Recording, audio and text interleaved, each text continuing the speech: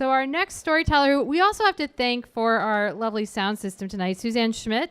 She's a comedic storyteller and a writer. She's also the producer for The Moth and the founder of Say It Forward Productions. And she has one wish for Christmas every year, one more chance to play Santa. Isn't that sweet? Susanne, where are you? There she is. Everyone make a little room. Let's get her over here, Susanne Schmidt.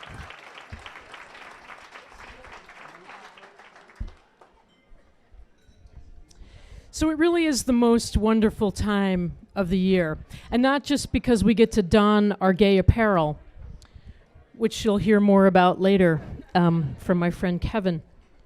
No, it's the most wonderful time of the year because this is the time of year that we get to watch and rewatch and rewatch the best movie ever made, Rudolph the Red-Nosed Reindeer. Everything we need to know about being good humans and bringing great tidings into the world, we learn from Rudolph the Red-Nosed Reindeer. Don't bully people who are different. Our differences and our uniqueness is what our strength is. Be true to yourself. If you have something that you know you have a gift to bring to the world, bring that forth regardless of what other people say about you.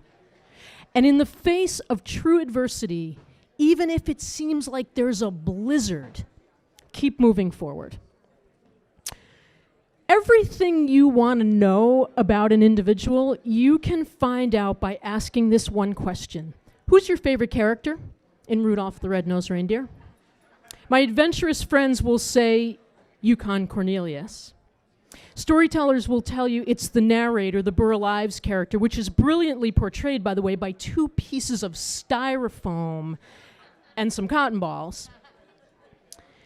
And my favorite, which is always picked by control freaks and middle school music teachers, Charlie in the Box, who is the century for the land of misfit toys. So let's face it, middle school music is like being the century at the land of misfit toys.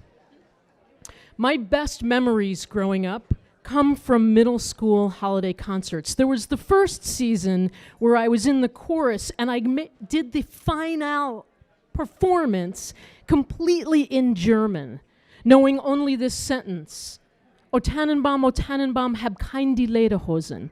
Now, for those of you that don't speak German, that sentence translated means, oh Christmas tree, I have no German pants. But ironically, it worked for the entire song. And then there was the next year where I didn't wear any pants for my performance as the drummer, where I instead, in a fashion faux pas, wore a long velvet dress and in front of 500 random strangers, lifted the dress up between my legs, tied it off at the waist, sat down, legs akimbo with my thighs showing, and played the performance. But my favorite middle school holiday concert was the year that Joey Hagzan, the class bully, joined the band. Now, Joey was the perfectly cast bully. He was gigantic. Even in kindergarten, he was ginormous. He was the kind of kid that had bully skills that could make even the most devout teacher just weep and crumble. And so in some fit of rage, when he made some faux pas, the principal called his parents in and said, he has two choices. I can suspend him or he can join the middle school band. Which, for those of you that know, nothing harshes the mellow of cool like having to join the middle school band. So Joey joined the middle school band. And there we were. Now, the middle school band teacher, Mr. Stentz, was a lovely man.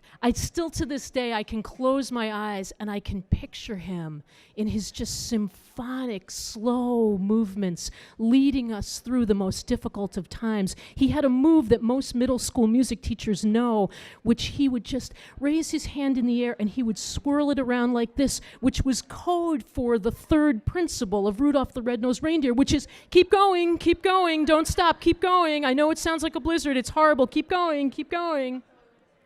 And so Joey joins the band, and we get ready for the concert. And Mr. Stentz, in a move that no middle school teacher should ever attempt, decides that he is going to combine the chorus and the band for the finale of the 12 Days of Christmas. This was a bold move. Even if you could get everybody to start together, you might even get through the 8th day, but to stick the landing of that is nearly impossible. The thing that Mr. Stentz didn't know was that the PTA decided they were going to feed us before the performance. So we get there, and there are just mountains of food, and I watched as David Stuckety ate so many candy canes that when he cued up his first note, the B flat, just as a way to tune, his fingers got stuck on the keys, and that was the only note he could play all night. Emile Vecchione, the drummer, had so much cheese doodle dust on his hands that about every 6 measures he dropped his drumsticks. And I watched as Joey Hagzan ate more pigs in a blanket than I have ever seen a human eat. And so the chorus goes out, and they start. They do a great job. The band comes out. We do our thing. And then it's time. And there's the chorus, and there's the band.